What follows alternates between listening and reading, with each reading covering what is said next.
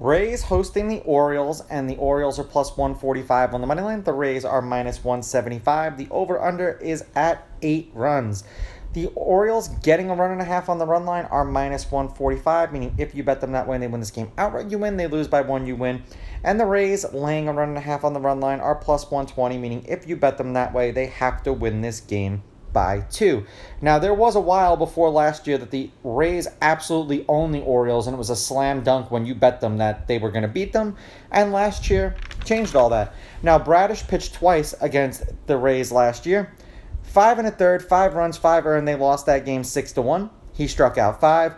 4 1/3, 6 runs, 6 earned. They lost that game 7-6, and he struck out 3. And of course, right after I give the Orioles a compliment, I read off their pitcher stats that lost both of the games he pitched against the Rays. Forgive me. Overall, the Orioles are 5-5 in Bradish's last 10 starts. He's averaging 5 innings pitched and 4.4 strikeouts per game in those games. Glasnow did not pitch against the Orioles either last year or this year. The Rays are 3-1 as a team in his 4 starts. He's averaging 4 innings pitched and 5.2 strikeouts per game in those games.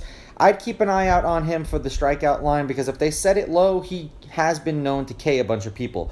Now, head-to-head, the home team is 7-3. The Orioles are on a 2-game winning streak. The Orioles are 6-4 against the Rays in their last 10. That was what I was saying, because at the beginning of last year, the Rays were on like a 12 or 13-game winning streak against the Orioles. The underdog is 6-4 on the money line. The underdog getting a run and a half on the run line is 6-4, and there's only been one one-run game, which means that whether it's the favorite or the underdog, generally these teams win the game by 2. The under is hit in their last 4. The under is 6-4 in their last 10. And the under 8 is 6-3-1 in their last 10. And the weather outside makes no never mind because it's a dome, it's climate controlled, and Tropicana Field. So we can keep that to ourselves. Now, head-to-head, the last series that they played against each other was a 3-game set in Baltimore. The Orioles took 2 out of 3. The Rays won the first game 3-0. The Orioles won the next one 4-2, and then 2-1.